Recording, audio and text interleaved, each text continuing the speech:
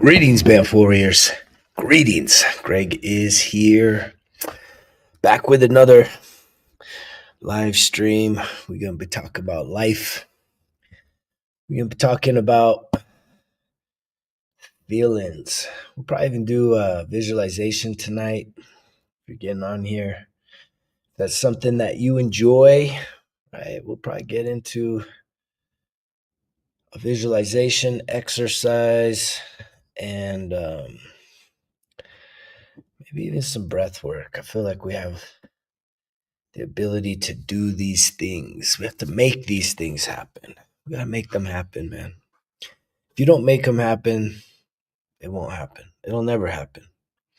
What in your life will happen if you just sit around waiting for something to happen? So, good evening, or whenever you're watching and tuning in here. I welcome you all to tune in, stick around for a good conversation. We'll probably do some visualization, as I've said, probably some breath work. I feel like we have time to make that happen, to create the time to do some breath work, to do some visualization, and to talk about our feelings. How's everybody feeling right now? How are you feeling right now out there? Is life good? Is life great? Is life okay? So? Is life stressful? How's life right now? My default answer, this is a default answer, right? But my default answer when people ask me, how you doing? Wonderful. I'm wonderful. It's by default. I've just elevated that. Now, does that mean that if you were to like chalk up everything that's going on in my life, is everything smooth sailing, easy breezy, lemon, what is it, squeezy? No. But I choose to utilize words that relate to the desired experience that I want to have throughout any course of life, whether it's a day, a moment, a week, a month, right? It's just wonderful, man. It's wonderful. This is the greatest gift. It's so simple to take the gift of life for granted. Thank you for all that love. It's so easy, right? It's like right? It's because most of us don't even want to acknowledge that you chose to do this life. You chose to do this life. Right. It kind of ends, it begins and ends there, right? If you think your existence is just by chance, this conversation may enlighten you. Thank you for all that love. Look at all that love coming in, man. Thank you. I appreciate that, Justin. That's very nice. Just in case. Just coming through with all that love tonight. I knew there's a reason why I got on here. Am I Steve? Steve who? I'm not Steve.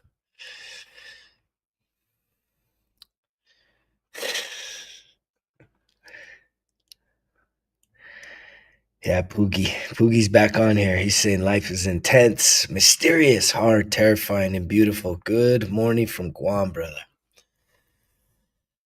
Yeah,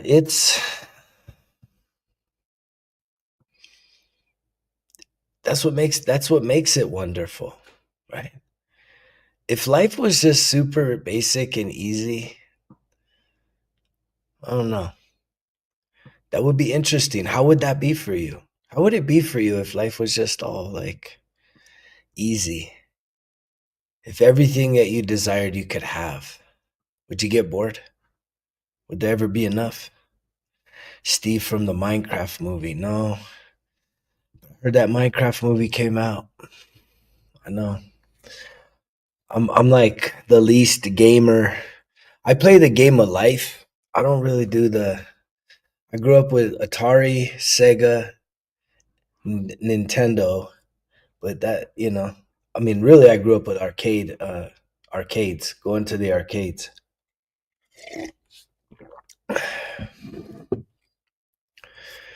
Flint and steel.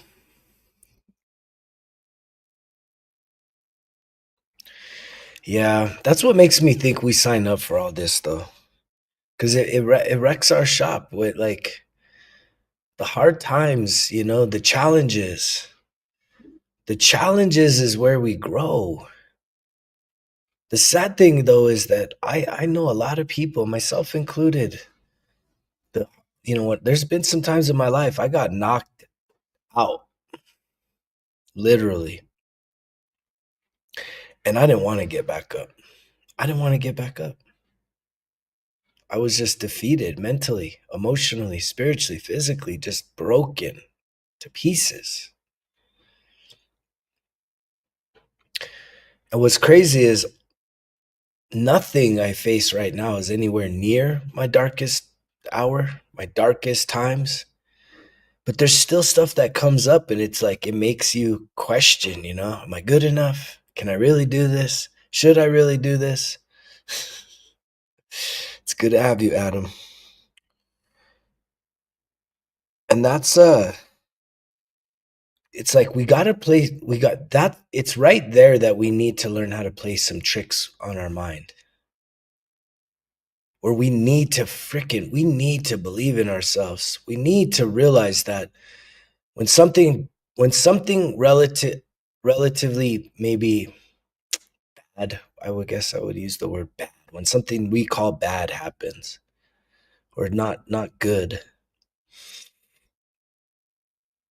I think a lot of times if you've been through a lot of struggle in your life, you're going to personalize that as if somehow it's a measure on where you're at. Like, are you good enough? Are you worthy? Are you, you know, on the right path?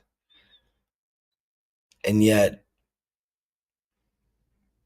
to be able to pick yourself up mentally, especially mentally, to be able to say, like, man, bring it. Whatever that challenge that you're going through is, to like have that mindset, to be your best friend, to be the most incredible coach you've ever had, your own biggest motivational speaker, right? You have to, it would definitely benefit your day-to-day life for you to be able to, one, observe when your mind is starting to do the negativity thing, to check that negativity,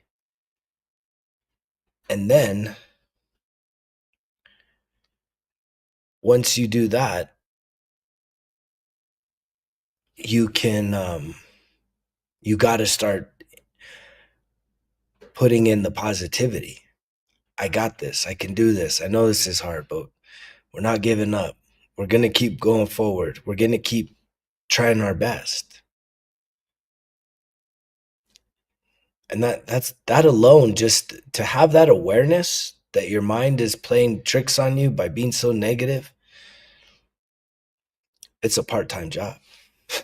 If you ask me, it's definitely a part-time job monitoring your negative thoughts, especially if you've been through a lot of struggle in life. Hello, Jessa. Jessa Leanne. Thanks for the love. You got to cast those out. And what I've learned how to do, I'll share this with you right now if you all want like a hack. This works. However, you got to be able to realize that you have to be the master of your mind. You are the master of your mind. And all that negativity that's coming through there, if you want to know, what's up, Anthony? Good to hear from you, brother. Glad you're here. All that negativity, so it's a few things, man. There's a spiritual piece to this. And a lot of people, some of the thoughts that you have going through you is dark energy. And that dark energy wants to control you. It needs you to continue feeding it by believing the negativity. And yet,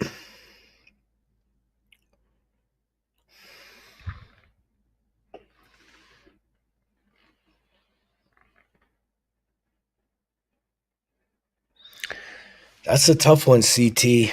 That's a tough one, man. Give me a few minutes to. I'll try and circle back on that, man. I appreciate the questions. You guys are free to ask questions. Sometimes I just kind of get in this conscientious flow, right? I have a gift. It's called claircognizance, which it's just a knowing. Like I'm just tapped into knowledge of the world, and yet I welcome all your conversations. I'm even open to getting people on here live if you have questions, and I could do a little coaching live. I like coaching. I love coaching. I love talking to people one on one. I do it all the time. So if you're ever interested in private one on one, but I'd be open to do public. It's just there's gonna be a lot of people here listening in, and not everybody's comfortable with that because it does take a little sense of vulnerability, right? It does take being a little bit vulnerable. Avery. Avery wants to get on here. What do you want to talk about?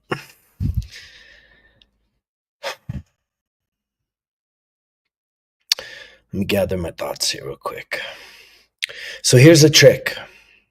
I do believe in the dark energy. I realize that even me of recent was still having some little bits of deception within myself. You always know when there's dark energy involved, and I'm not calling dark energy good or bad or evil or the devil or anything like that, man. It's not about that. Dark energy does serve a purpose. But here's how you can kind of test the spirit, right? Test the things that are coming up for you. If it's confusing, this is a great journaling exercise. If you've ever done something called auto writing, right? You can literally just start writing down all your thoughts. Like to become an observer of your thoughts it's a powerful skill, and a lot of people don't put effort, energy, focus into it.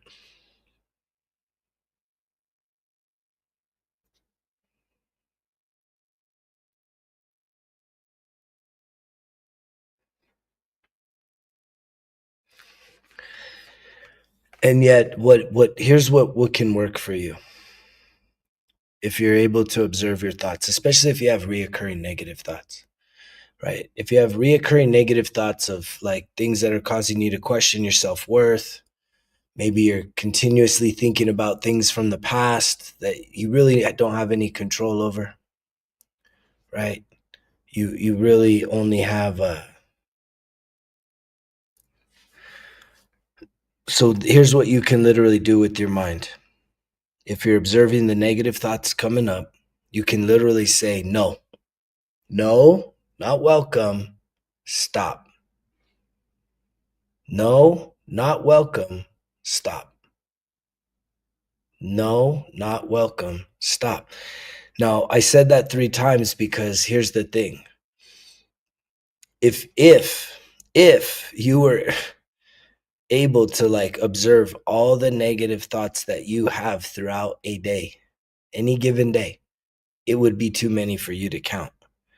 But here's the thing. When you start to take back power over your mind by checking negative thoughts, like what I just said, no, not welcome, stop.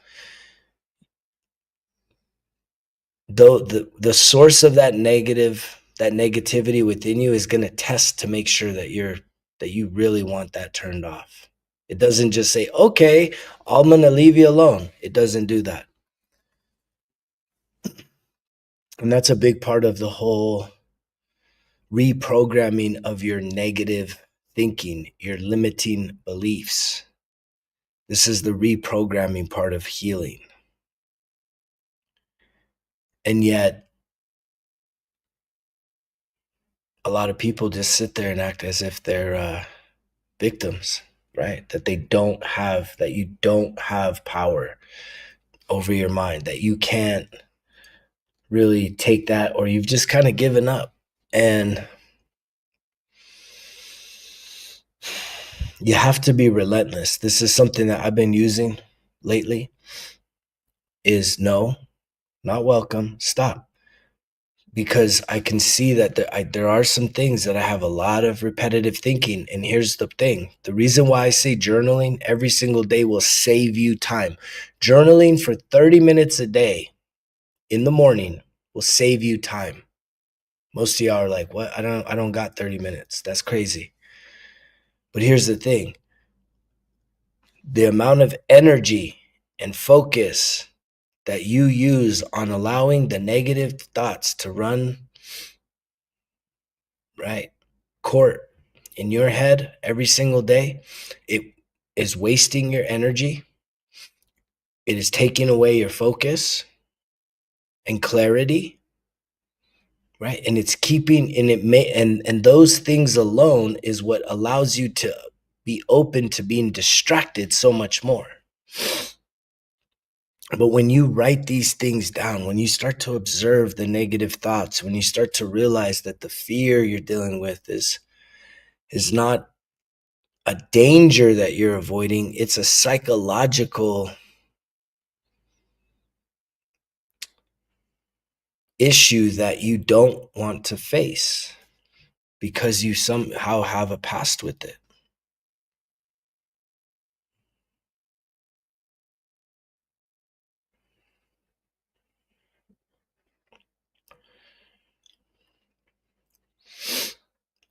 And yet, being able to control, this is where I'll pivot because I want to address something that someone was talking about with in terms of relationships. Man, if you can't even get a control over what's going on in your head, what makes you think you're going to be able to control everything that's going on outside of you? If you can't do this simple thing of checking your negative thoughts and not having to run to something to numb your pain, but just literally realizing that you have power over your thoughts, you have power over your body. You don't need to run to the things.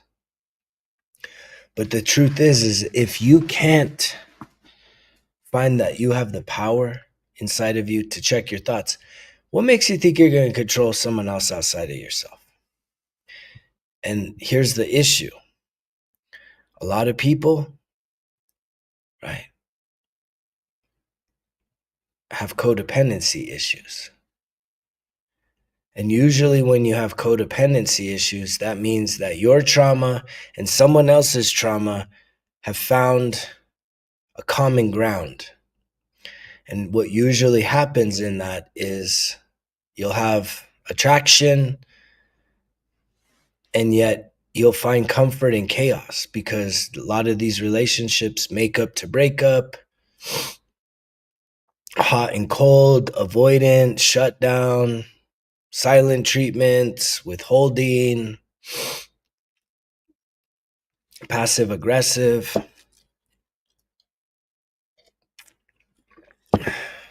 And then what do?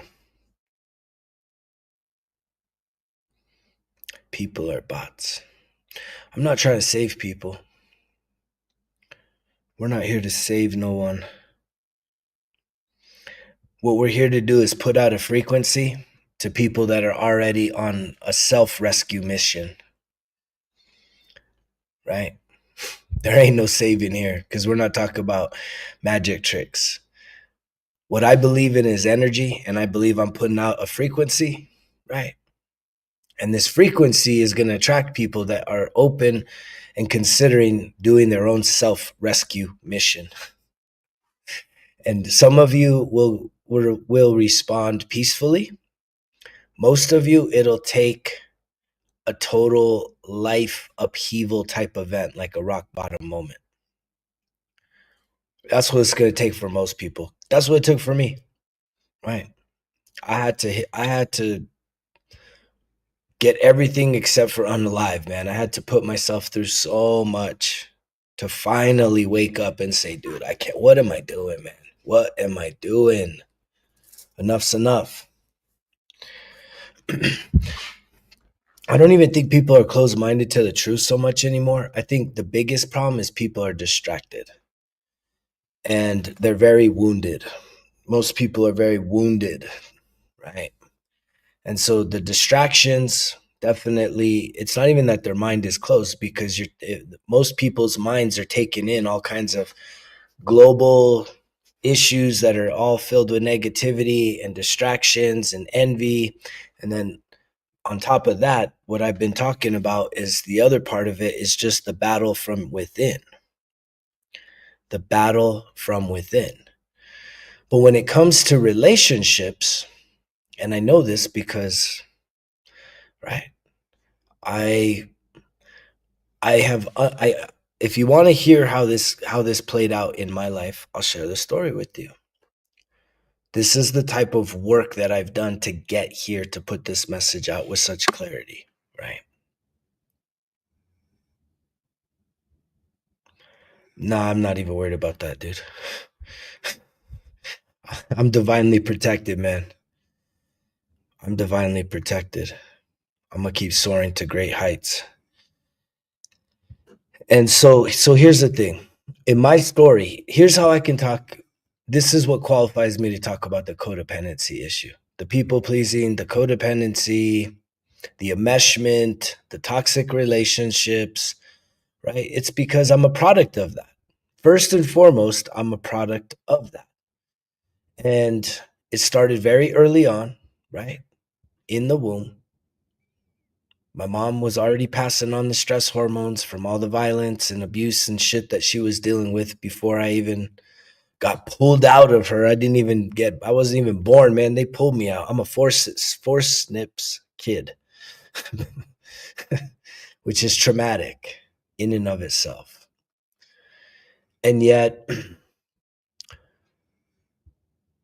what happened in my life, and I've talked about this extensively, but I know there's a lot of new people getting on here and people are waking up and people are curious, and relationships is a big thing.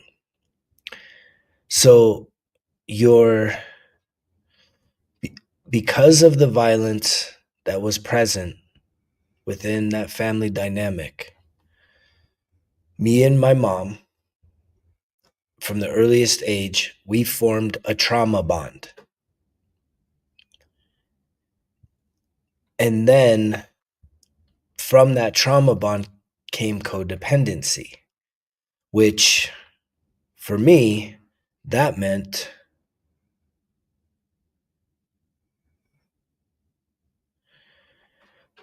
I didn't feel safe in this world, right? The answer is definitely within. I love you too, my brother. The answers are definitely within. Most people are scared to go deep enough and dark enough within their soul to see the truth. So here I am, a little boy, little baby, trauma bond with mom. She's my savior. She's the safe place in this world because with her, my dad, and him being the threat, him being the producer of violence and creating an unsafe world, right? At that age, right? That created a trauma bond between us, thus codependency. And so when she was finally able to escape, right? That's how she had to end that thing, was escape. That still didn't set us free. The guy still found us. He still did the crazy shit. Even more so, attempted kidnappings, all this stuff. So without getting into too much of the details on that, I'm just letting you know that that seed got planted in me of there was incredible amount of violence that happened at such an early age. It created my first codependency, right? This wasn't just a healthy, nurturing relationship between a mother and a father and a son. This was like survival mode. Codependency is like, man, I'm dependent on this person for my safety, for my security. And then so when you fast forward to the time I turned 12, my mother started another family. And at that point, I wrote a story of abandonment. So I went from codependency to now my mom, who is the center of my world, has now started a new family, more new kids, that I'm now abandoned. I'm on my own. I've been left out in the dark. So then you fast forward to me being 19 years old in the military and starting to think about having a family. What does that mean to me? Well, the lens that I created that from was having a wounded interior inside of me. And what I can now look back at throughout, I can see the patterns of my life, that the women I attracted into my life, right, were women that I believed could replace the mother that I had lost at an emotional level. That's not a healthy place for a man to be. And women do the same. They try and replace their dads. Some people try and replace both parents, right? They just want a parental, stable parental person. But again, like attracts like. And if you're missing something inside of you, you're going to attract someone that's also missing something inside of them. And thus, you have a codependent, toxic attachment relationship that you feel bound to, like you can't break free. It's bound, like the energies attract. Thank you, STFU. Appreciate the gift. It's very kind of you. And so that's what happens is, like, when there's something missing inside of you and something missing inside of somebody else and you find each other, you think that the other person is the missing part of you. And it's never going to work. It's never going to work because you put all the pressure that your happiness, your safety, your love, your existence is based on this person showing up. But look, they're missing something. You're missing something. It doesn't work. I'm very awake, wide awake. And so when I look back on my life and I look back on my healing journey, I can literally see every 6 months, right, coming up, right, a relationship ending, doing more work, continuing to work on myself, continuing to work on myself. I always touch nature, trees, and grass, man. I'm one with nature. Love is not blind. It's not blind. No, it's not. Especially the connections that you have in this life. I believe they're predetermined. I believe that we know exactly who we need to call in at exactly the right time to bring out the things inside of us that need to be worked on. And everything you look at, it's a full-length mirror. You're looking at a full-length mirror. Most people, you don't want to see that though, because it's your ego. It's when you're in a relationship, it shouldn't, very rarely should you be having conversations about you and how you feel. It really needs to be a collaborative approach. But one of the problems that someone was asking about here, CT, is just, being in a relationship, right, where there's a young child, another on the way, and there's a lack of love. I mean, that's a tough one, bro. Like, that's one that, I wouldn't really kind of wish that circumstance on anybody, because that's really challenging. And it's going to take you really tapping into your own emotional health. I am someone that believes that there's things that you can do that can definitely shift the dynamic in that relationship. But here's the thing, you can't change someone else, you have to change you. Right? We have to be responsible. This level of self-responsibility is the key to what so many people are missing.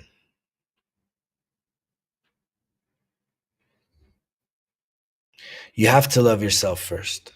Love on the outside, it'll never be there. That's the whole point. When something's missing in you and something's missing in somebody else, and the two of you get attached to each other and attracted to each other, you're gonna both it's the honeymoon phase is gonna wear off, the lightning in the bottle is gonna wear off. It's a very usually relationships like that are very passionate, they're very magnetic, and then they blow up because there is a lack of self-love. It's always the key to this whole entire thing is self-love, which is the topic tonight, right? Fill your heart. What's in your heart? What's really going on in your heart? And that's why tonight, if you stick around here, we'll do some breath work. For those of you that aren't just here to listen and talk, hello, Alexandra. We'll do a breath work. We'll do some visualization. We can even do some forgiveness rituals, man. I mean, people need to get into their hearts, their minds, their souls, to feel what's really going on the inside, and let some people go emotionally. Letting people go in the spiritual, man, is letting people go when you're physically connected, and then you have a situation like that. I don't know, man. I don't know if you'd want me to put everything out there publicly. Not that not anybody's gonna know your situation, but you might want to book a one-on-one call with me about to really dig into the intimate details of your situation, man. I mean, talking about divorce and all that. I think I can tell you that once I can speak from my experience, right? From a man's experience, is if a woman is telling you she wants out, she made that decision a long time ago, man. She's out. She's emotionally out. It's just what are you gonna do? Right? And the fact that you're that close to having a child, I mean, that plays into a lot of her hormones and emotions and stuff being activated and a little more, probably a little more volatile.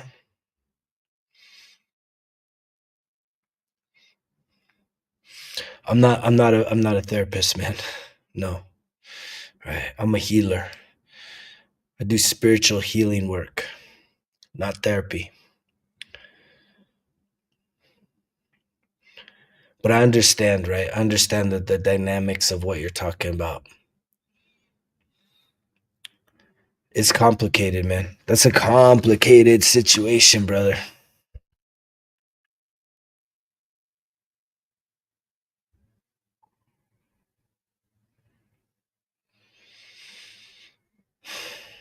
Yeah, my heart goes out to you on that situation. But the solution to any situation, right? This will sound generic, but it's the truth. If you want to improve the relationships that you have with anyone outside of you, you have to improve the relationship you have with yourself. Because everything is a full length mirror, right? Everything is a full length mirror.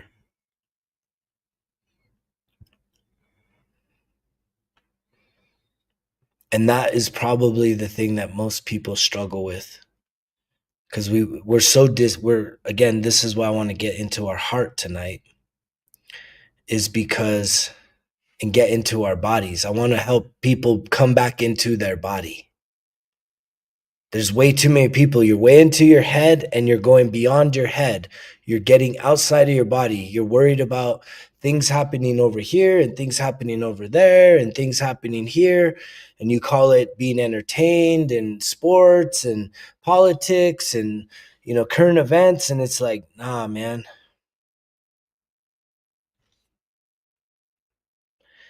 We need to,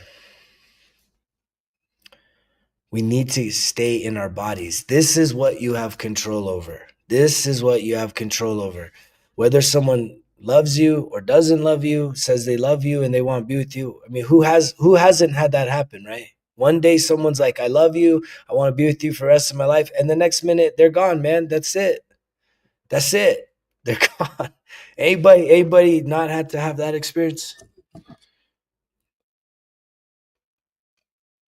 And it just leaves you like, what? What the hell just happened, man?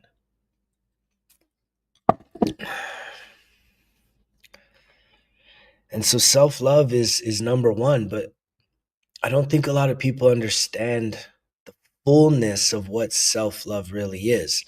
Self-love for me, number one, self-love number one is understanding who you are and the parts of yourself. So you have an inner child, right? You have an inner child, you have an adult, and you have a parent.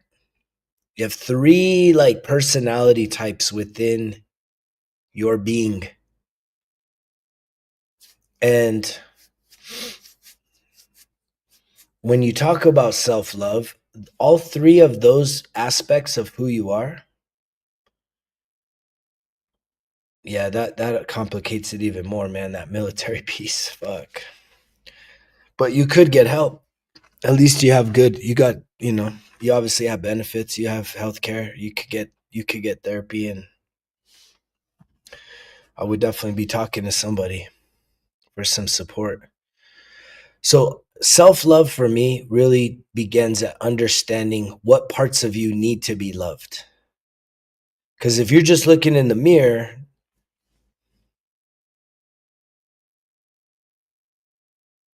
that's awesome, man. I appreciate that, Poogie.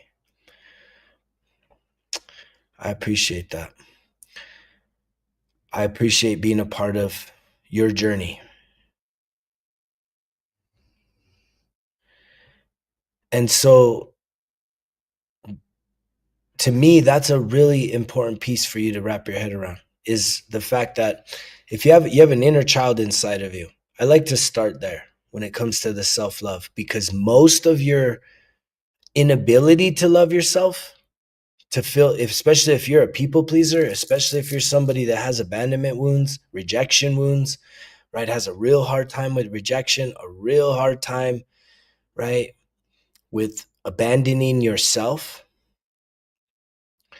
then, well, depression is you're stuck in the past, right? Anxiety is fear of the future.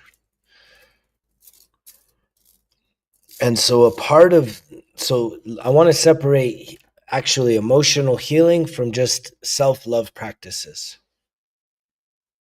What's up?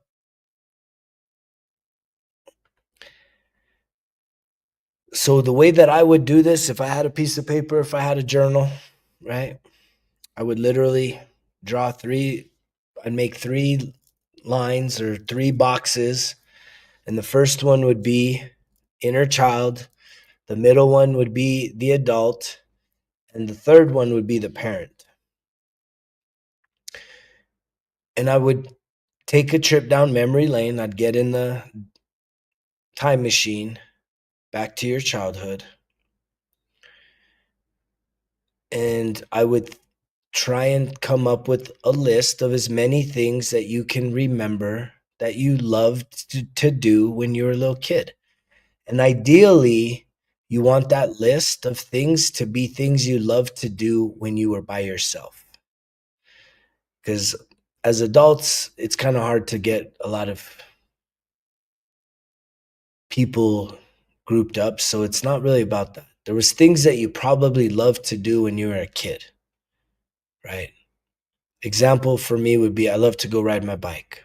I love to play with my GI Joes and my action figures, playing in the dirt, in the mud, and making zip lines, and having like playing make believe, man, like make believe all over the place.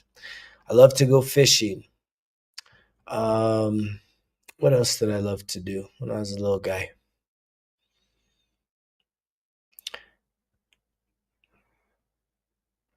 Those would be at least three things. And so when you start talking about the self love, it's like, I want to put an emphasis on this, that self love practices should be fun. And most adults are way too fucking serious right now. Y'all are too serious, right? you're scared. You're scared to like have fun. Unless it's with like some kind of substance, like what we call fun as adults is really lame shit, man. Because it usually has to involve, for most people, they'll consider something fun. It takes spending money that you might not even have to either watch somebody, and obviously you make them rich. And then it usually involves, obviously, some variation of drugs and alcohol. I mean, that's just how it goes down as adults. People socially, when they get together, they consider that fun, whether it's going to a concert, going to a bar.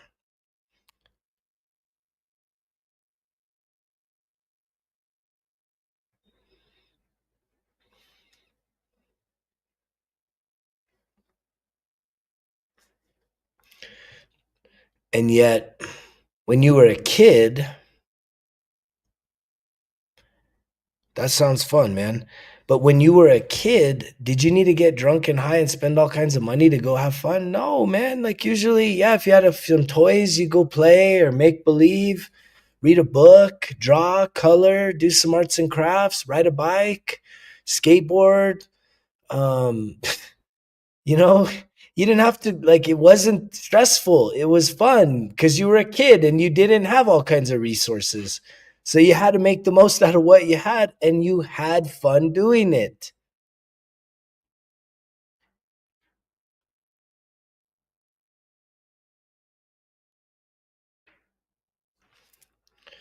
I don't know if I'm tracking what you're right about, Julia.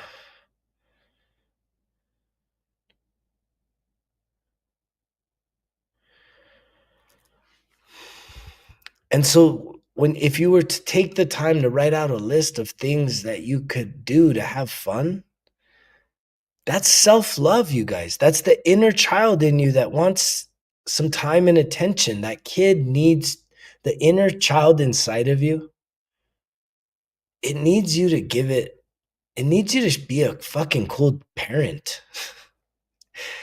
But yet you're the one that needs to go and do this thing. Like if you loved roller skating, you need to go get some roller skates and go roller skate and go have some fun. Right? If you love riding a bike, go ride a bike. If you love to draw, get yourself some drawing supplies and start doing some drawing. If you love to sing or play an instrument, you need to start singing and playing instruments. This is not like just silly shit. This is actually a part of you. And the beautiful thing about when you were a kid is you were free to be creative, and creative is actually divine, like inspiration and power. It puts you in a higher vibrational state of being. When you're just trying to do all the adult shit that you think is cool, that's really not cool, that you got to recover from. If you got to recover from something, that does not sound fun. That's to me, right? That's just me. That's my opinion. Take it for what it's worth. I don't have any stake in your life. So if you love doing things to yourself and being involved in things that you literally wake up the next day feeling like shit and needing to recover from that, man, go do it. I'm not telling you not to do that. I'm just giving you some alternatives to where you can start loving yourself and taking better care of yourself and realizing that, like, you need to still do this. You're not too old. This is the fountain of youth. I guess it's just good genes with the hair. Thank you. Hello, Lucy. The fountain of youth, right? I have Spanish conquistador ancestry in me, right? I'm from here in northern New Mexico. My ancestors came up the Chihuahua Trail in the 1500s, man. The straight up conquistadors looking for what? They were looking for El Dorado, the city of gold, and they were looking for the fountain of youth. And I am telling you that the fountain of youth is you connecting with your inner child. I don't care how old you are or how old you think you are, that does not matter. And you need to give yourself permission The fountain of youth is you reconnecting with the things you loved to do when you were a child by yourself, things that you really love to do, and then giving yourself permission to start redoing those things now as an adult, as a way to connect with that inner child, that playful, fun, loving, caring person that you have inside of you that is probably carrying around a lot of wounds.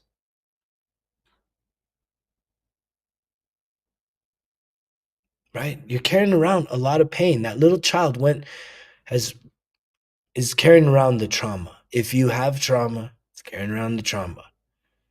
Right? Happy birthday, Jimbo. No, I don't do the vaccines. No, no. Do I look like I do those things, man? No. I do cold water therapy. I do sacred medicines like combo. I don't do those things. No, thank you. So that's like step one, right? That's a very long way to get to the point of, like, we're talking about self-love here, reconnecting with ourselves. It's the inner child. It starts there. It starts there. If you're feeling stressed out, if you're feeling depleted, if you're feeling like life is so overwhelming, it's because you've gone all in on the adulting thing. You've gone all in on the political things and the sports things and the entertainment things and all the distractions and adulting 101. It's fucking beat your ass up. You're beat up. And it's time to start releasing some of that. And the way you do that is reconnecting with your inner child. What did you love to do as a kid? Comment down below. Like, you know, I used to love playing with the G.I. Joes. I was like huge imagination. G.I. Joes, Transformers, He-Mans, right? Voltrons, Star Wars, all of it together. Big, huge battles, right? Lucy, you need to buy yourself a little doll. Whether you love the Cabbage Patch or whatever the little dollies were, you know, it sounds so, it can really mess with your ego to be like, because here's the truth.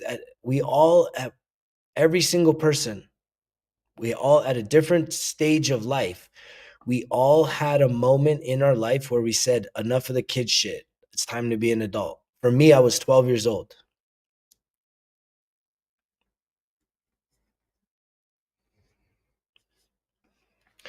Right? At 12 years old, it was like, all right, enough of the kid shit. And then that's when life started getting serious. And then that's when I literally probably started, like, I played sports, but I started, like, on the weekends, binge drinking a little bit, experimenting with some drugs, experimenting with relationships, you know? And it's like, if you want to turn back the hands of time, this is the fountain of youth, is to reconnect with the inner child. And so if you stick around here, we are going to we'll do some breath work, get in our bodies. We'll do some a visualization, and we'll see how that feels. We'll see how that goes. Because we're talking about self-love. I'm not worried about feminism right now. I'm talking about self-love. My opinion about that is irrelevant right now. Self-love is what matters. I hope that boys and girls, men and women, and anything in between, that people understand that what self-love truly is. Because you know what self-love isn't. When you have to recover from something, I don't know if that's really showing yourself some love. I don't know. I think most adults that I'm talking to right now, I think there's a lot of guilt because you're not taking care of yourself like like you're somebody that you really truly care about and love.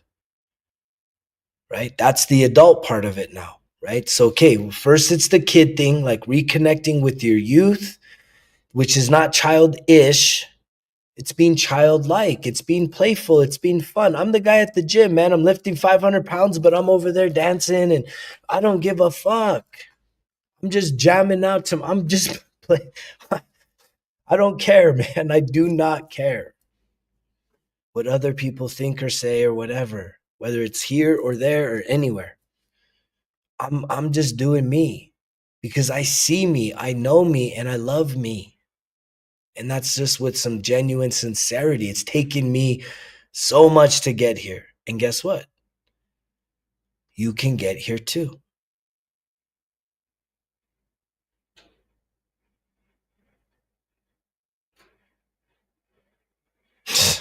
That's funny, dude. That's funny. But then the next piece is the adult, self love as an adult, right? And there's a lot of people that when you hit 18, I'm an adult now. Ain't nobody going to tell me what to do, which is really immature.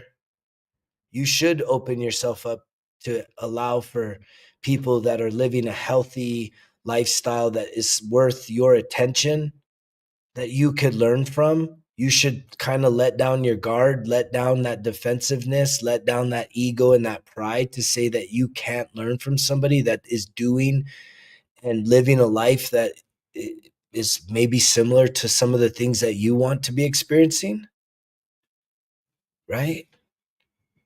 But a lot of people had that attitude. Ain't nobody telling me what to do no more. It's like, okay, okay. Don't tell them what to do. And then you just keep making bad decisions for yourself. So it's understanding that self-love as an adult means you got to be able to have some honest conversations with yourself and realize that there's things you're doing that are hurting you. You're literally like setting yourself up for failures. You're your own worst enemy. I don't have any blood brothers named Justin. No. And so as an adult, you got to be willing to start having adult conversations with yourself, realizing that what you are eating, that's your responsibility. If you're eating too much and not eating healthy, that's you, right? No one's to blame for that. If you need to learn how to cook, guess what?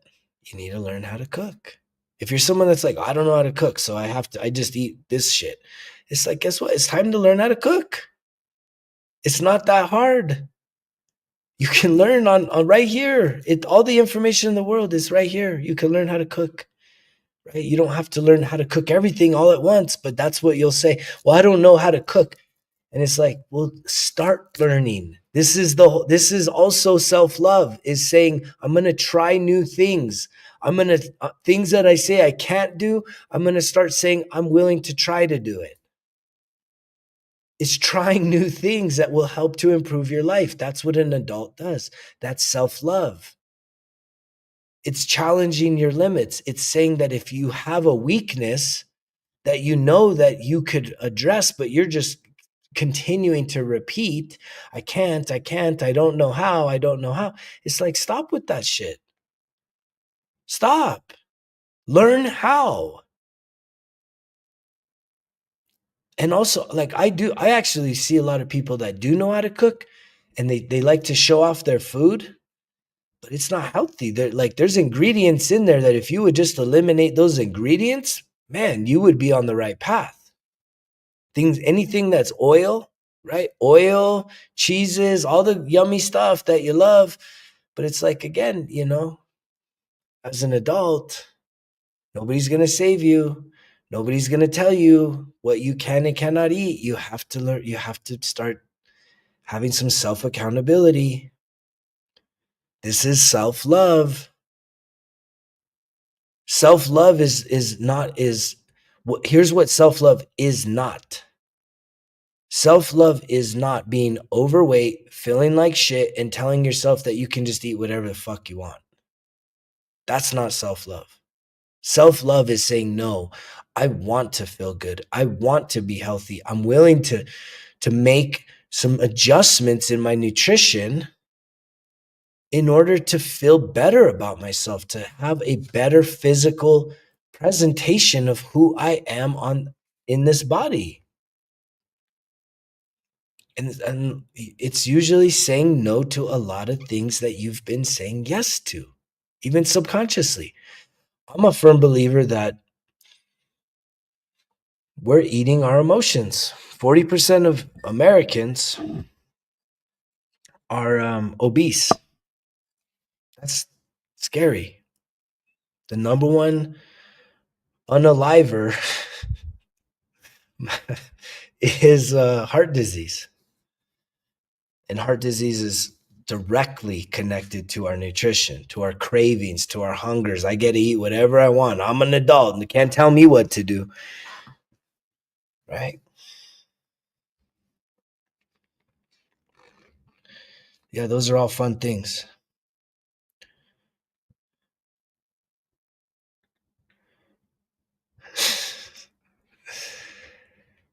And then so the last piece of the self-love is when you're able to start developing your parent.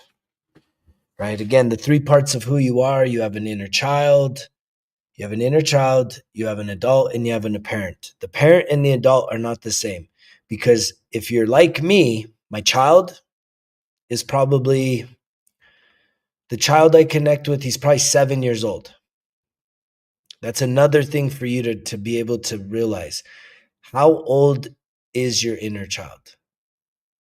When that inner child shows up in the visualization, how old is he or she? Is it 5, 7, 10?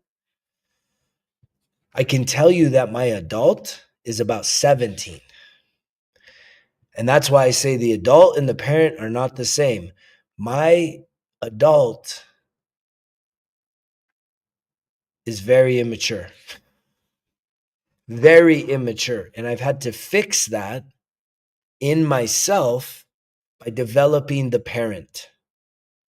Because I can't change that you cannot make your adult, like mine is 17, I can't make him 25 or 30. Right?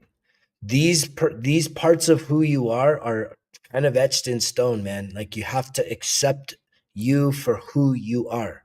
For me, inner child is 7, adult is 17. Right? That's when I went and joined the military. Graduated high school, went to the military at 17. That's when I basically wrote myself as being an adult. And that guy's been there ever since. Now, the beautiful thing is I've developed Super Dad, and Super Dad he's 44. And that dad is now able to handle the two young guys inside of there and be able to communicate, be able to allow for there to be safe space for emotions, for fears, for sadness, for anger.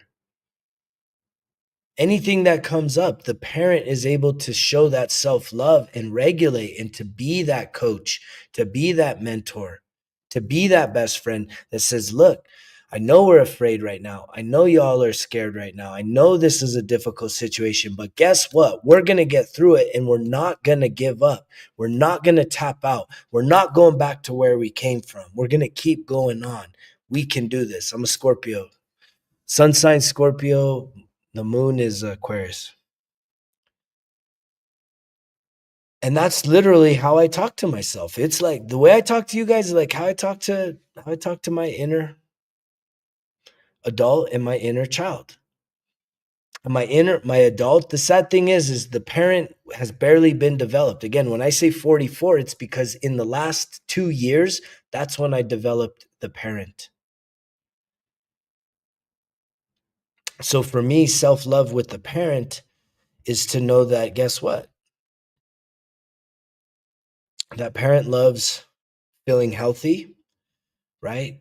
That parent loves having a nice, beautiful morning routine, breath work, reflecting, communicating, sharing with the world, right? This is like self-love. I'm like, man, I'm sharing with the world right now. We talking about life. It's a gift to be able to be in a position of, you know, being a mentor, being a teacher, being a guide, helping other people along their path. That's a beautiful gift. And anything that you heal in yourself, you're going to be qualified to then give that back to the world, to like do this for other people. And it's a beautiful thing. When we don't do it, thank you for that. Blunts. Yeah, thank you for the compliment. It's like when I don't get on here, I'm being I promise you, when I don't get on this and I don't share my message and I'm not putting out content, I'm being selfish. It's not for me. This is not an ego thing. I'm way past that, man. I don't do this for the likes. I don't do this for the ego, for the follows. It's truly my purpose on this planet is to help be a light in this dark world. I can't change you. I'm not here to convince you. I'm just here to try and inspire you and let you know that everything you're going through, right? If you're sinking your ship, it's all right. If you feel like right now you are self-sabotaging your life, you're sinking your own ship, well, guess what? You can stop that shit. You have the ability to do that. But for some of you, just like me, right? You may have to ask for some help. You may need to get some help, professional mentor, right? You could reach out to me if you're ever interested in one-on-one coaching. You don't have to do it alone. That's the thing.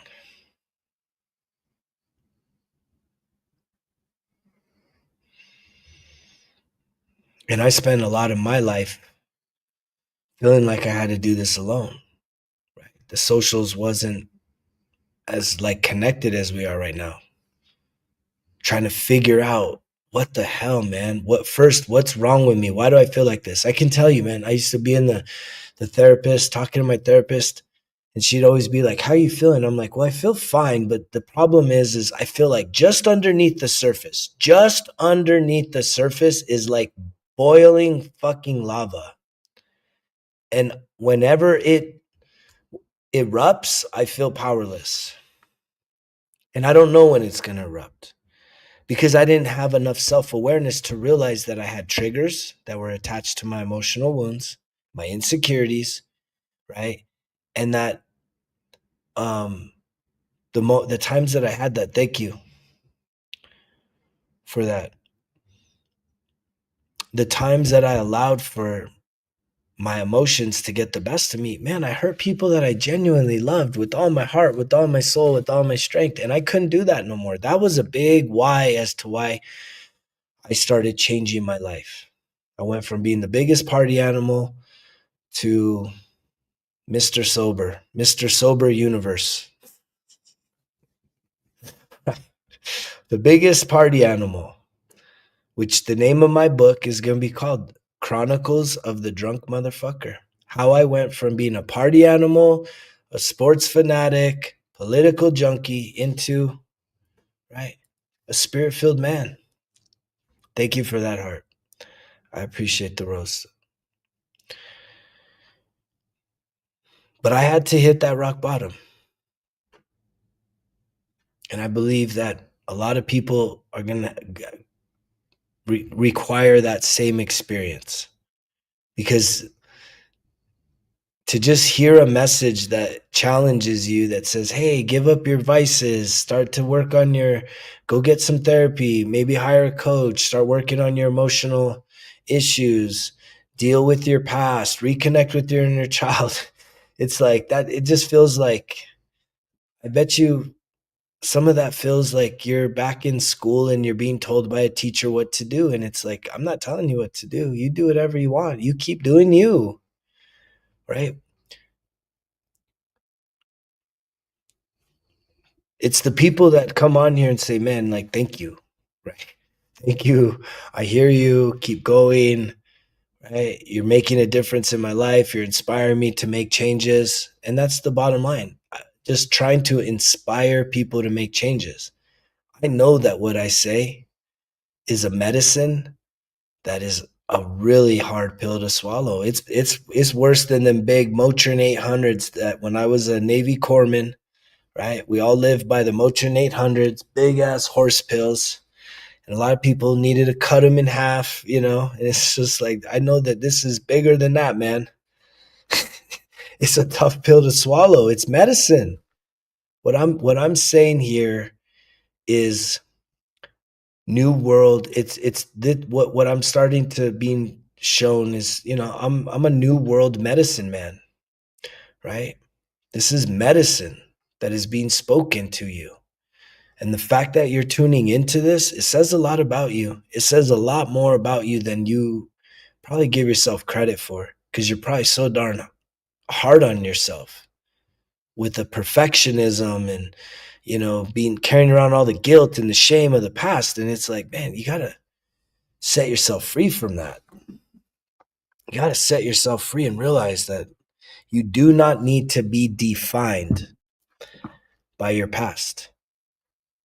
It's time for you to allow yourself to be refined, like in a furnace that smelts gold, to be refined, to get the impurities out, to be refined by your past, not defined. You want to be defined by the vision that you have in your heart, in your mind, in your soul. That's what you want to be defined by. If you're looking to be defined by anything, it ain't what's in the past. It's gone. You want to be defined by something? Start fucking writing down a vision for your life. Create a vision board. We'll probably do that. Maybe we'll do that. Maybe we can do that. I'm going to teach you guys how to do a digital vision board. It's an important piece. If you haven't done a vision board for your life, you're shooting in the dark, right? It really does. A vision board is so, so, so important to put out there everything you can think of, everything that's in your heart, everything that's there. What's really going on inside of you? What is the dreams that you have? So that you can be defined by that and be defined by the fact that it's going to challenge you and you have what it takes to get there, to accomplish anything you can imagine, anything that's in your heart, inside of you, that's unfulfilled. As long as there's usually two rules.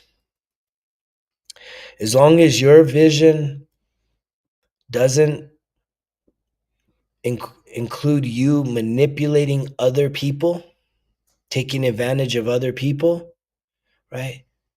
As long as your vision doesn't, it's really just that one.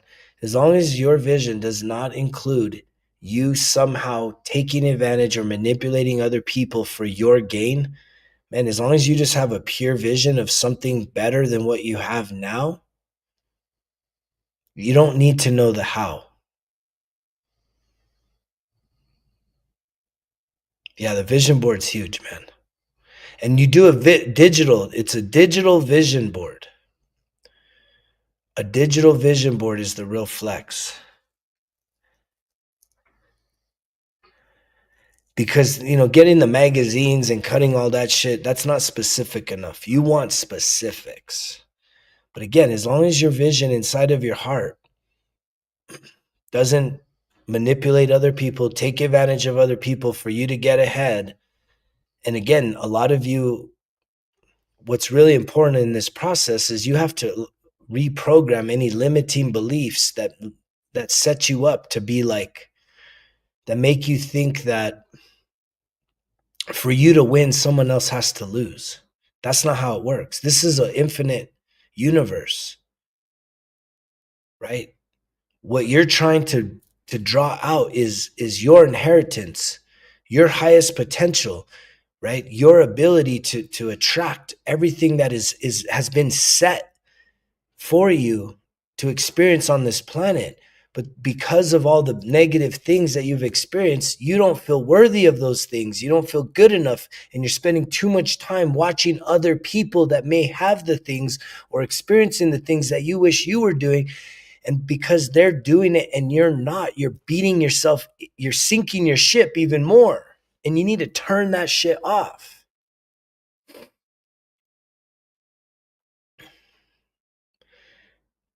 That's a big part of it, DJ Ace, man.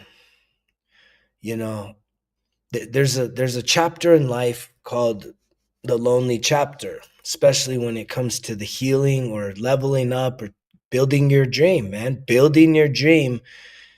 If you think you're going to be able to hang and kick with all the same people that you're hanging and kicking with now, you're not going to get your dream, because I hate to say this, but most people do not want you to do better than them.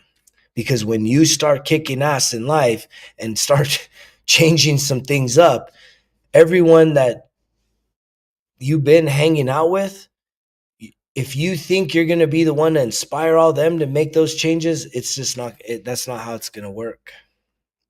You may inspire one person, two, but most of the people around you are going to be intimidated and they're going to want to pull you back down to where they're at, not want to go up with you. And so you create a gap.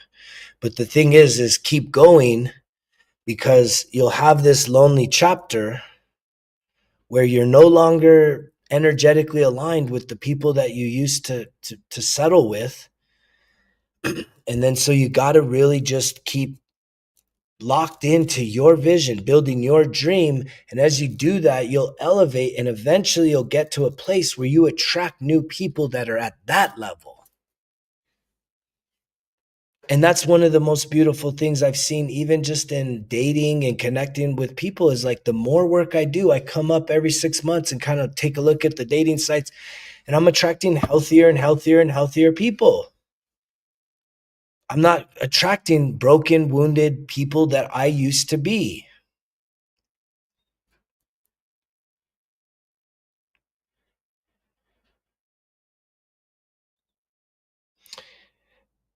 Yeah, the lonely chapter is huge. And it's, it, what is cool is that we can build community like this here on platforms like this. This is one of the great, this to me is a real useful use of technology and social media, is that we can now create community of like-minded people that have similar goals, similar pursuits, are looking to help build themselves up, build each other up, and not tear each other down over bullshit and insecurities. And it's having a heart for the people that are still in the insecurity and in the brokenness and distracted by all the noise. It's having a heart for them, but it's saying, I'm gonna love you from over here because I got to do my thing, and maybe when I get up there, you're gonna be able to help those people out. Maybe you won't. It doesn't, but you can still send them love. It's not, you don't like leave them because you hate them. You let people go because you love yourself more. Oh, dude, totally different people. Like so much more healthier and like healed. Not like, I've had a history where I've attracted a lot of women that are just looking for a dude to be like their protector and like everything. And then that gives them a reason to not do the work themselves. And the work that I'm talking about is the healing work. Because I present like that, right? I'm a really strong fucking man. It's like, yeah, this guy, like, I need this guy because, you give me security, but it's a false sense of security because inside of them, I cannot heal someone's emotional insecurities.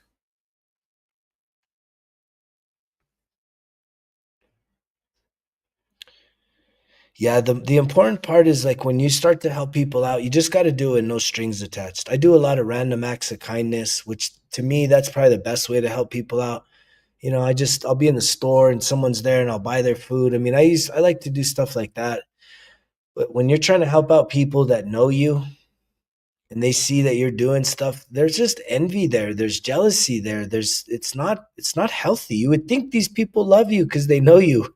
But that shit, It's painful.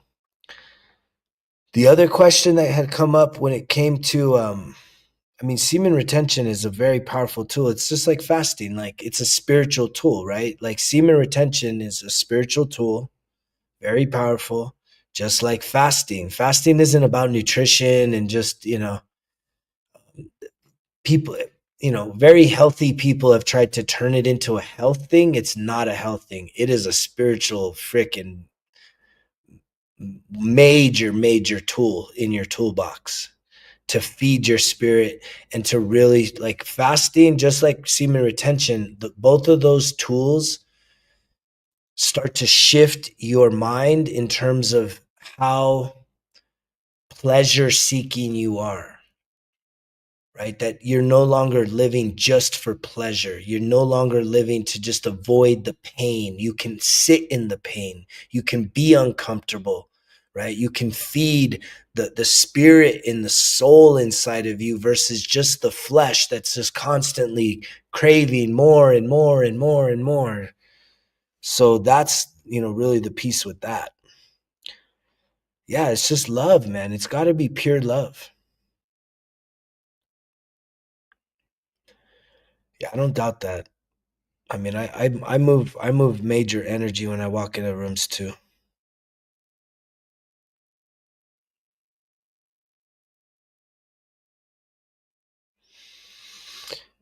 When it comes to the detail of your vision board, as detailed as you can get, right? Like if you have a, like, we can do a visualization. We'll do it tonight. We'll do the visualization we'll do tonight is it'll basically be your ability to picture yourself in a space.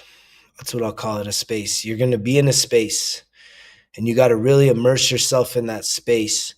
And the more details you can pick up on, the way you can feel in this, is there nature around? Is it the space white? What is, but you're going to wake up in a bed.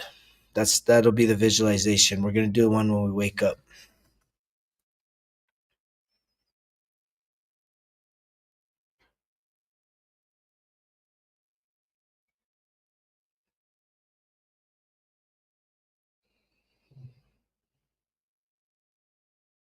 Yeah. Well, that's good. Yeah. The semen retention much. Yeah. I appreciate you too, DJ. I definitely should move that energy too, man.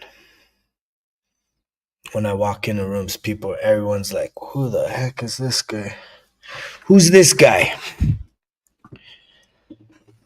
We could.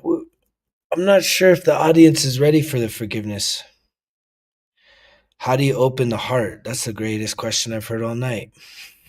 And I have the answer to that through breath work.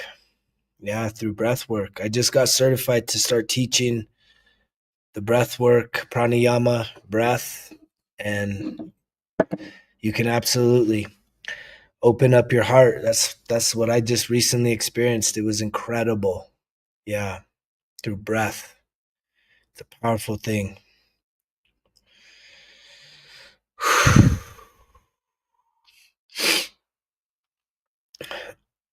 I'm feeling like we should do some breath and we'll do the visualization.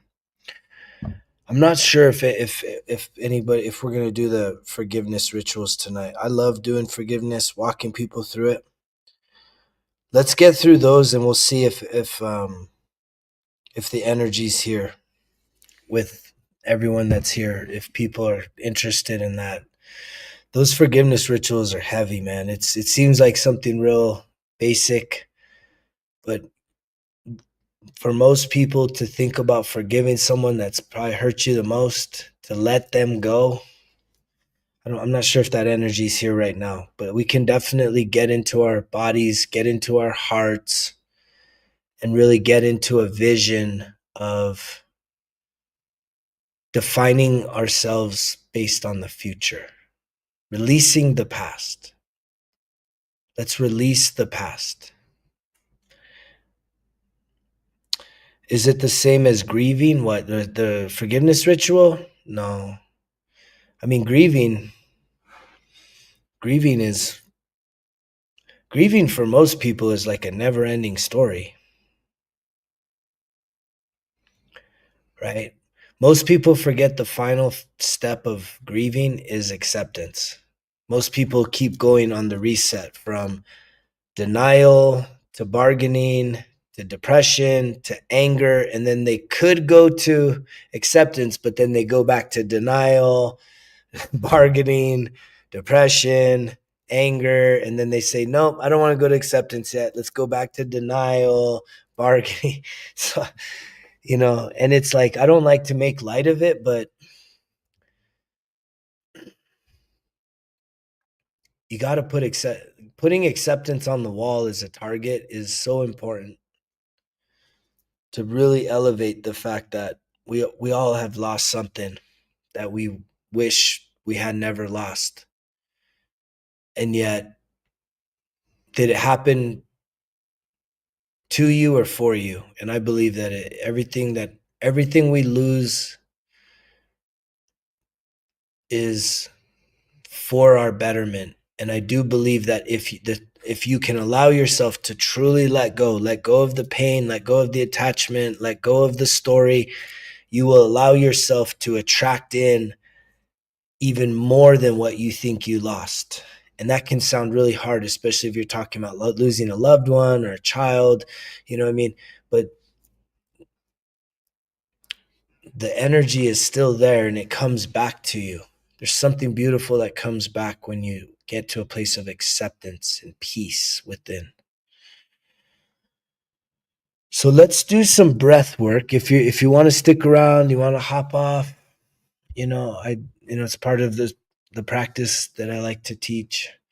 Hello, Candy. I know people can keep popping in here. So if you're here now and you want to do some breath work and a visualization, what I would like to do is just give you guys a few moments to just get really comfortable, whatever that means for you. If you need to lay down, if you need to get a blanket, if you need to, you know, as long as you can hear my voice, that's all that you need right now. But get comfortable, get cozy, because you want to relax. I want to give you an opportunity to really connect with yourself, connect with your heart, connect with the dream that's locked away inside of you,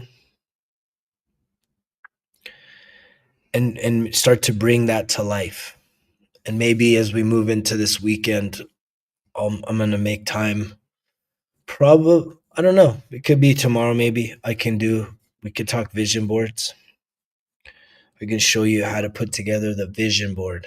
Super important. Digital vision board for your life.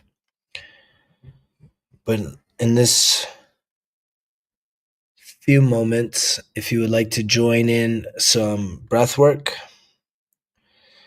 and a visualization, you're welcome to join. You're welcome to just kick back. You're welcome to do whatever you need to do. Whatever feels good for you, do that. But I know that this is probably the favorite stuff that I do offer. If you're new here, most people that are coming on here on a regular, it's like when I do the breath work and I do the visualization, it's pretty powerful stuff. So if you're not used to doing that, maybe give yourself permission to do that.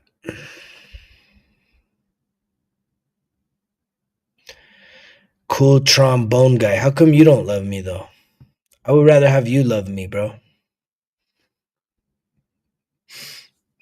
Especially if you love me from your heart.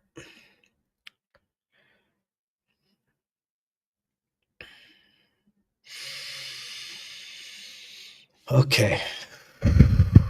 Let's get started. So if you'd like, just in the next few moments, we're going to just give ourselves permission to rest, let our bodies relax. You may even have to mentally tell your mind to just you want to give it a break. Maybe send your mind some love. mentally. Just say, I love my mind, all the thinking it does, all the intelligence that you have. But in this next few minutes, however long we spend here, we just want our mind to be able to relax, to melt away. And if you need to, you can go ahead and close your eyes. We'll just start to connect with our breath. First, in through our nose. So you just want to take a deep breath in through your nose. And exhale through your mouth. Let out all the air. Let it all out. Keep letting it out. So you want to let it all out so that you instantly take in another deep breath in through your nose. And this time you want to hold. 3, 2, 1. And then you're going to exhale again. Let all the breath that you have go. Let any stress go, any thoughts melt away, any worries, any fears, any doubts. You're going to take in another deep breath in through your nose and hold. 5, 4, 3, 2, 1. Exhale. Just let out any pain, any guilt, shame, worries. You're just allowing yourself to just connect with your body. Big exhale, and then let's take another deep breath in through our nose and hold. 10, 9, 8, 7, 6, 5, 4, relax. 3, 2, 1. Exhale. Just let out all that life force energy, return back.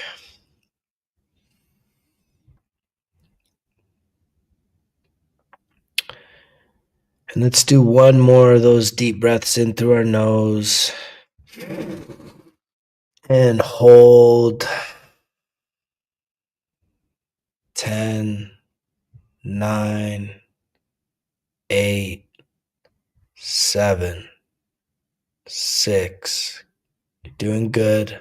5, 4, 3, 2, 1. Exhale. Let it all out. Just feel that sense of relief, relaxation.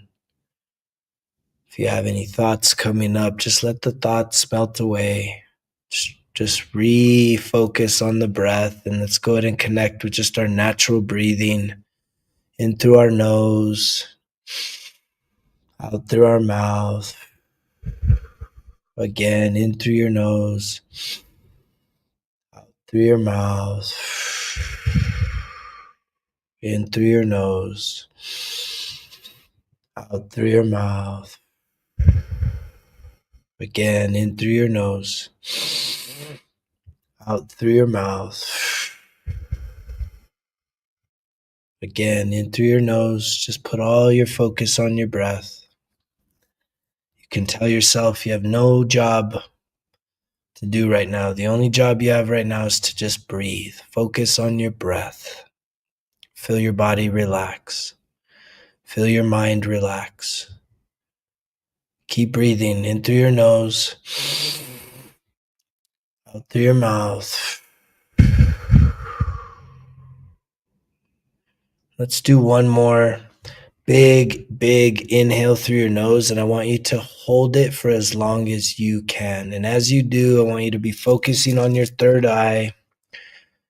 And I want you to start to imagine yourself laying in a bed, early morning. So take in that deep breath, and you're going to hold. If you want to, you can tense up.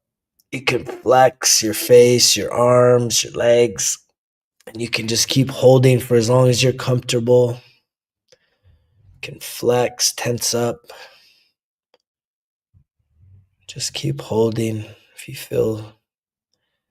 Whenever you feel it's time to release, just know that when you release, that's all the stress, all the anger, all the fear, all the guilt, just leaving your body.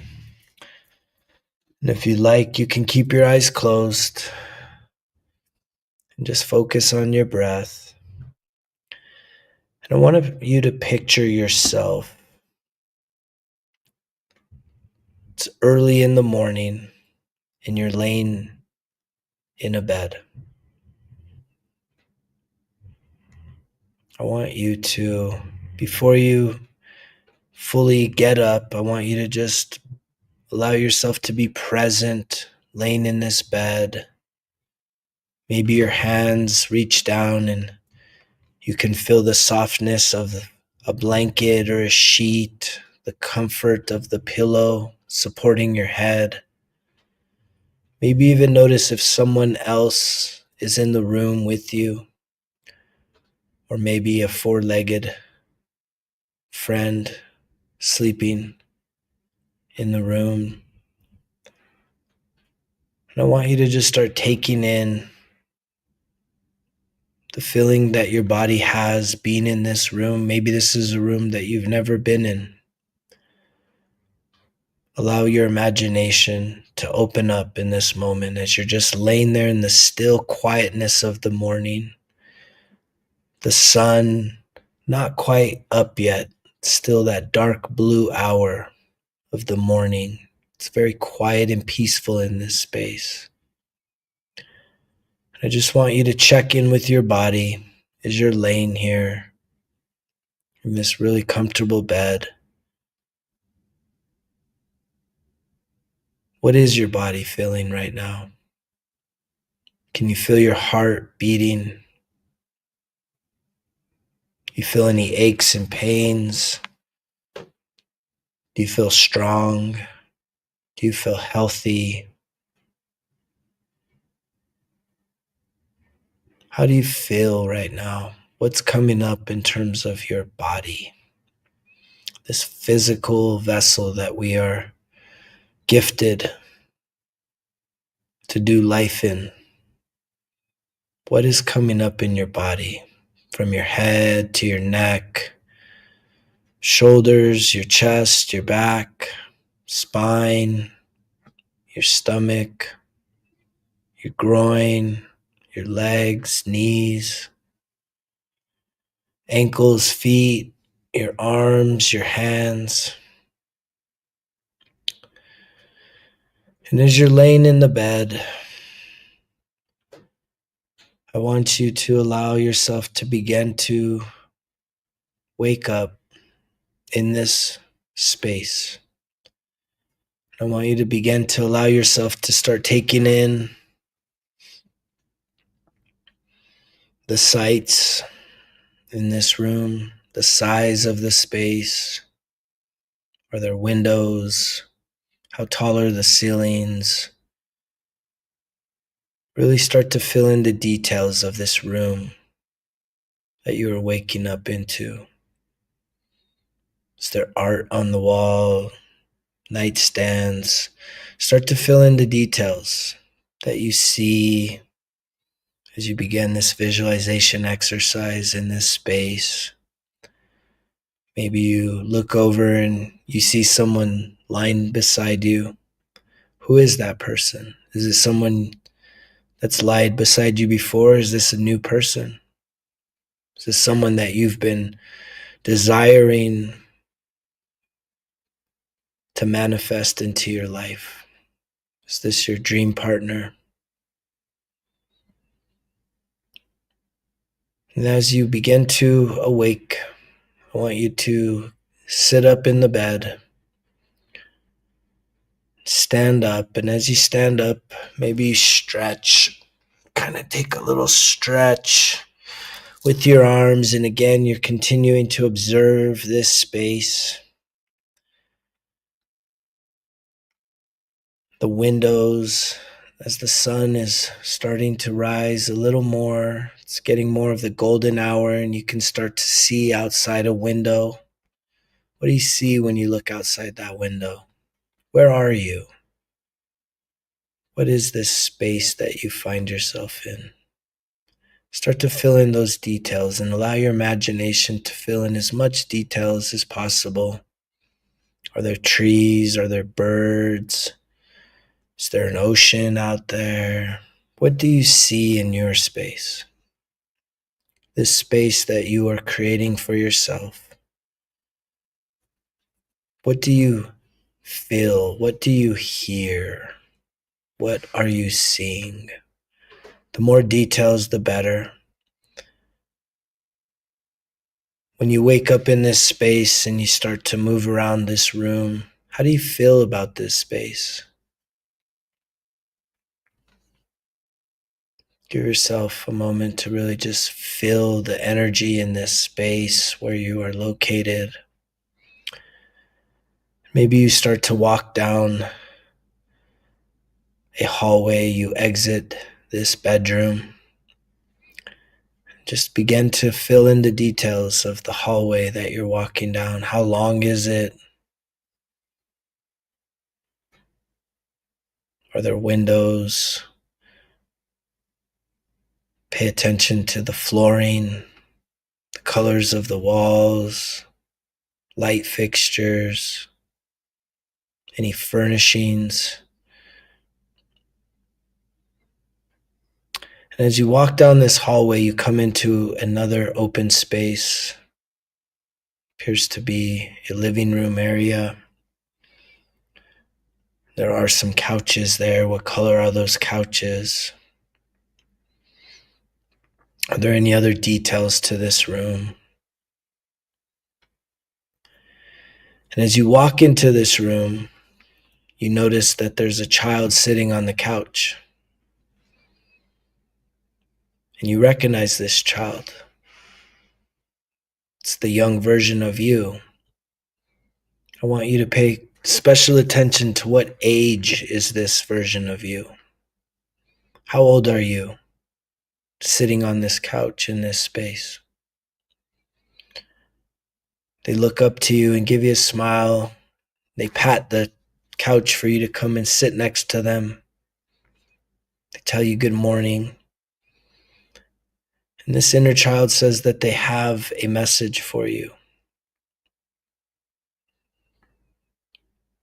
And with great excitement, you invite the child to share the message with you as you put your arm around their small shoulders. And they begin to share this message with you. Receive your message now from your inner child that's come to visit you this day.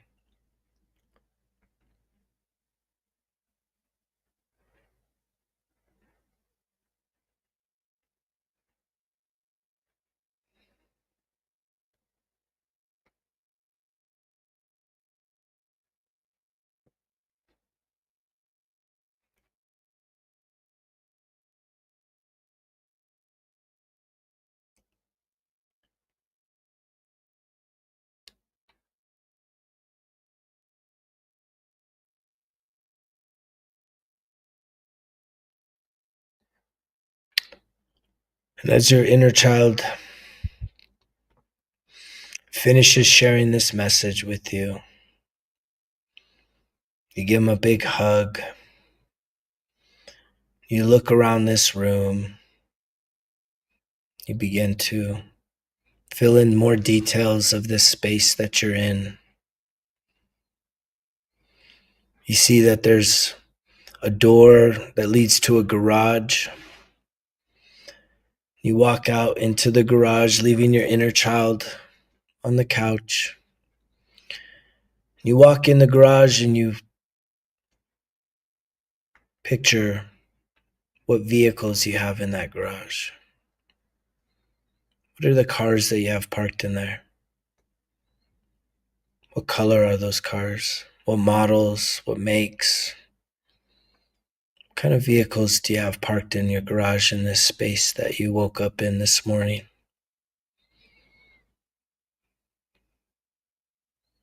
How do you feel about those cars?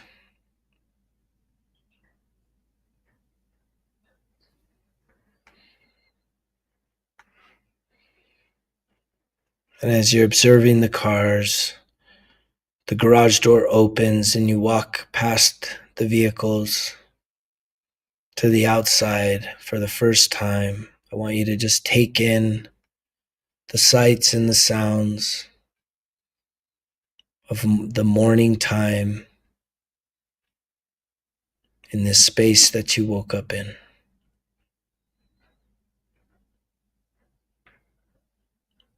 Fill in all the details that your mind can imagine and allow yourself to feel that energy as you can feel the warmth of the sun as it begins to rise higher and higher, taking in this space outside.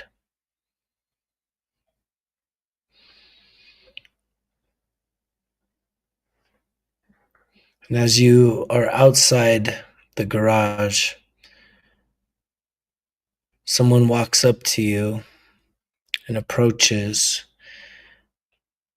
and you realize that this is your higher self.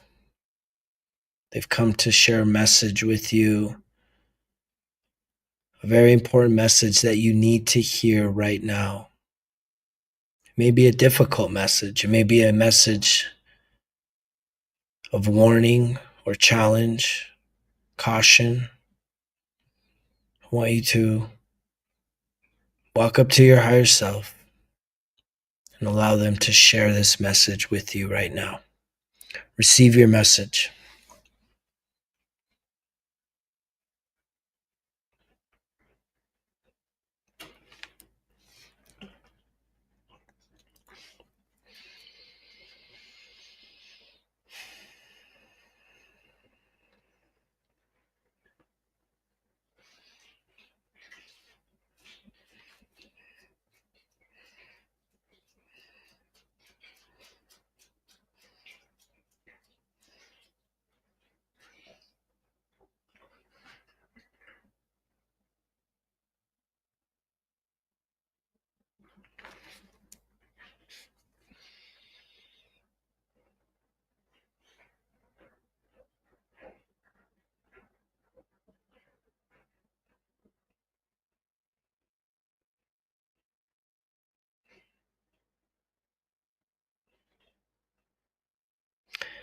And as your higher self finishes sharing this message, you embrace with a hug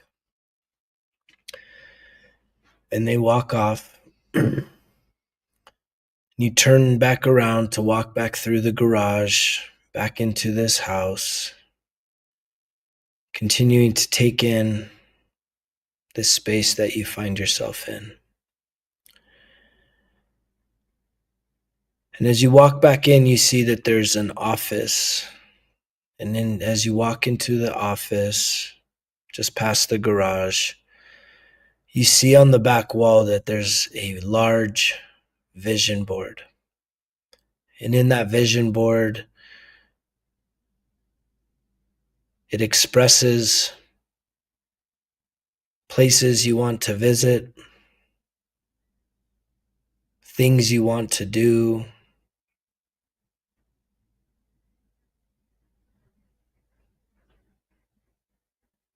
and any other parts of your life that you have yet to accomplish, but that you want to create a more clear vision of. Different successes, different opportunities, different experiences. You can just take in that this vision board has so much detail. How much money's in your bank account, what type of things you're doing on a day-to-day basis, maybe other material things that you've yet to obtain for yourself. Maybe there's a whole section about a relationship. What does that ideal relationship look like? Is it filled with adventure? What are the things that you are doing with your ideal partner? What are the things you're doing with your family? How do you travel?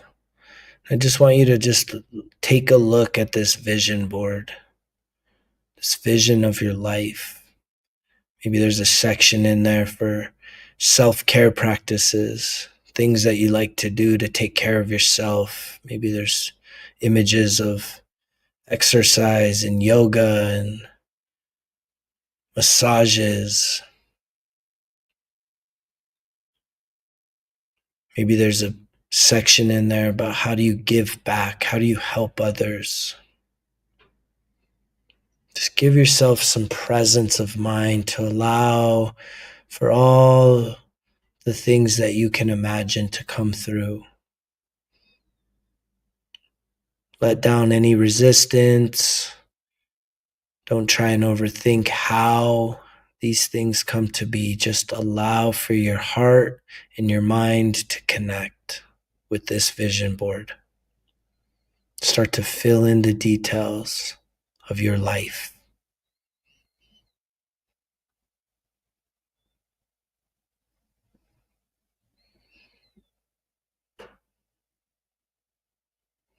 And when you start to see some of the things that are inside of you being projected out on this vision board, how does that make you feel?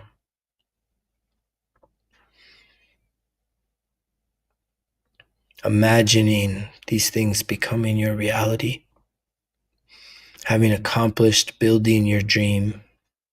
How do you feel? Really tap into the feeling of accomplishment with your vision,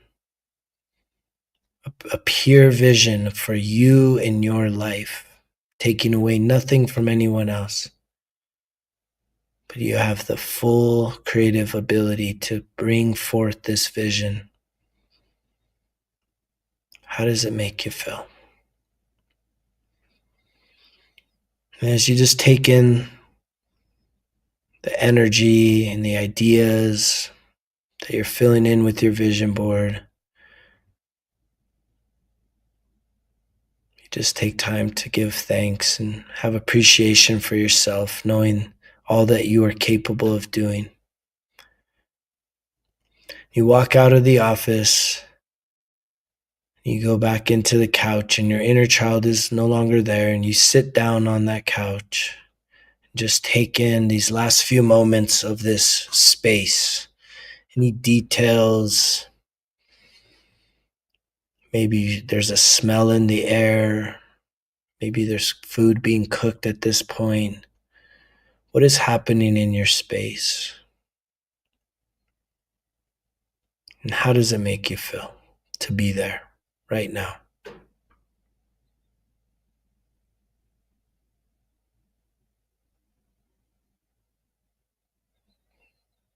And on the count of 3, we'll just start to reconnect with our bodies, come back into the place that we're in now. 3, 2, just reconnect with your breath. Maybe take a deep breath in through your nose and exhale. 1. Go ahead and open up your eyes. Grant's Modern Life, thank you, my brother. Appreciate that generosity. Hope you're all doing well. I hope that breath work allowed you to imagine some new possibilities for you in your life. And to know that maybe this is just the start, right? The more details, the better. And you can definitely do this more times. This is something you should be doing with yourself every morning, imagining yourself when you're just still kind of waking up, imagining yourself. Where did you wake up? Was this your dream place? Was this the same place you're in now, or is this a whole new place? And know that if you didn't allow yourself to go into a whole new place, that if you desire to go into a whole new place, you can start to envision that. Allow for that to start to become your reality. And again, it starts with the vision board. The more details you put in, where, what, how does this place look? We all have this ability as humans. This is what sets humans apart as creators from animals. But even animals they build, right? Animals, you see them, they build nests, they build homes, like they get it. But we can even go so much more. And so allow yourself the freedom to find what is the vision in your heart. That was probably one of the greatest gifts I could give myself, is to have the time and the space to be so connected with me that, part of my vision made me feel bad. I was like, man, I don't know if I should really be thinking this. And it's like, but the more you connect with yourself, you say, you know what, this is my vision. Like, maybe you don't share it with everybody, right? I've shared the fullest vision I have, I've shared with a few people, and most people can't handle the full vision. No one's ever questioning me to say this ain't possible, right? I don't have those type of people in my life anymore. But most people are like, whoa. But even me, I see my vision and I'm like, whoa. But it's in me. I would be lying to myself to not to hold back certain things. I just put everything that I could think of that was coming from within my heart that I could envision. And that's why I'm saying to go as deep as you can, as detailed as you can. And the more that you're able to feel these things, like how would whatever car you envision, maybe it's your same car, maybe it's a new car, I don't know. I just know for me, when I start imagining my brand new car, it is, it puts the biggest smile on my face, because it's not a car that I currently have now, but it's a car that I will have soon. That's the power that we have. And the thing that holds most of us back is just the ability to believe in your vision, to believe in yourself, right? To just believe in yourself.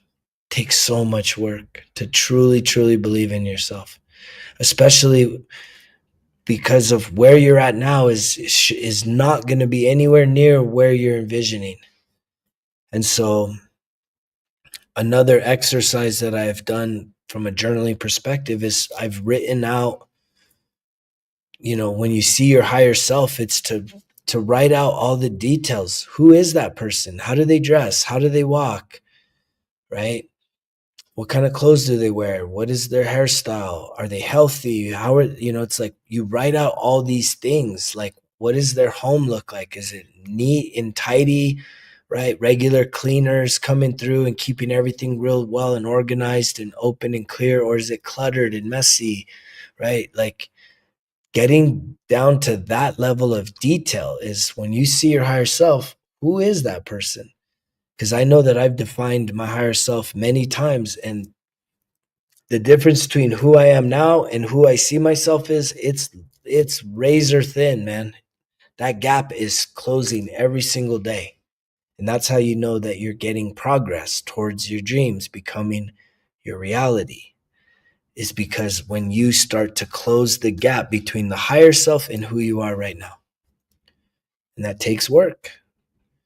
And hopefully that's a gift you can give yourself. I always say that the greatest gift I ever gave myself was to do all the work necessary to have the self mastery, the self awareness, the emotional intelligence, the healing, the open heartedness, right? And I just came across the breathing, you know, at the December. So that's like 4 months ago. And yet I committed to doing it every day for 90 days and I haven't missed a day yet.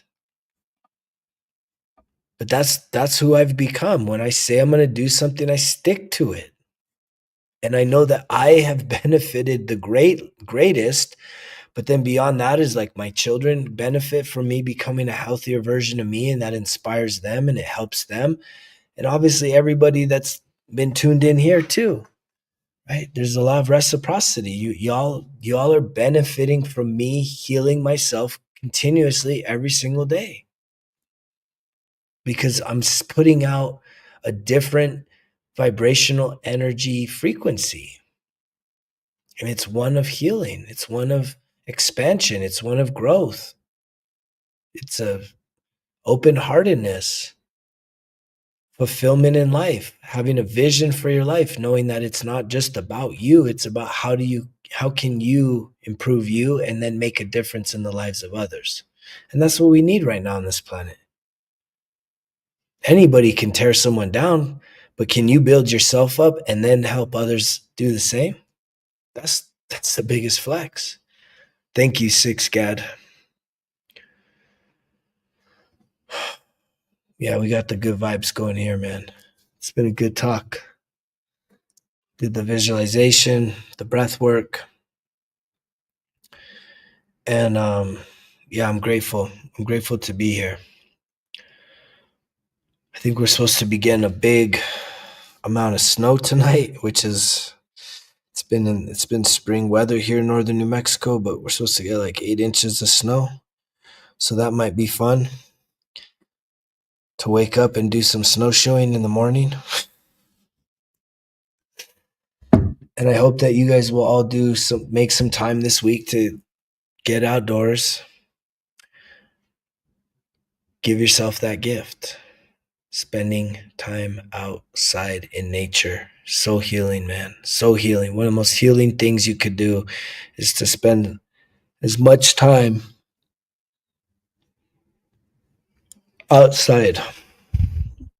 That's how you know I'm fading fast. But it's been a good talk. We're coming up on 2 hours now. Yeah, man, the woods is good. Outside is great.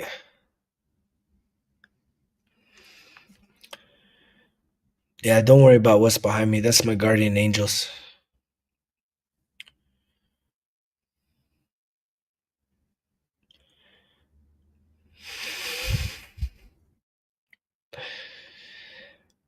But I'm pretty sure that's it, man. That's probably all that I got tonight. I'll probably get back on here tomorrow. We'll talk more in the vision boards because I want to build off of this, right? It's kind of on my mind is to be helping people. So tonight we did a visualization to help you to start like imagining something in your life, knowing that you have it in you and you have support systems, you have this higher self, this super parent version of you, and you also have this inner child that it needs that attention. And so tomorrow I'll be getting on here and we'll do I'll show you guys how to do the digital vision board. And it's kind of cool because you basically just Google search out, I'll give you the categories. That's kind of a baseline for areas of life. And then you just kind of do searches. You just go out and start doing searches. You probably want to create a folder on your computer. And then, you can open up like a Google Doc form and then you just start taking screenshots to learn how to do your screenshots. I'll kind of show you guys how I do it, but you can just take screenshots. I'll share my screen, share my vision board with you. And then what I did for printing it out is I made every vision panel is basically an 8.5 by 11 piece. And I just I didn't have a real nice color printer. The printer I have is black and white, but I wanted in color. So I just sent it to a local printer, picked it up, and I got like 20 panels on my wall. And, it's powerful to have that. If you don't have a vision for your life, you're shooting in the dark. You're wishing and waiting and wanting things to happen, but you really don't have any. You're sinking your ship because you don't have a direction. There's nothing you're aiming towards to try and accomplish. You're just kind of stuck where you're at. And you need to transcend that. You need to get beyond that. Again, you need to be defined by your future, not your past. Allow your past to refine you. Refinement is how you make something more pure, right? Like gold. If you think about gold, the refiner's fire takes out all the impurities. Be refined by your past, but be defined by your future. And the future needs to have a vision. So we'll work on that tomorrow. Beyond that, I love you guys so much. Thanks to everybody, new subscribers coming through here, everyone that's commented and shared the gifts. I appreciate you guys. It means the world to me to be able to share this message and this inspiration, this medicine with so many incredible people. And I'll see you on the next one. I love you guys with all my heart, with all my soul, with all my strength. I send you love, joy, peace, and light. You know the drill. Results kill excuses, because if it was easy, it wouldn't be worth it. Greg's out.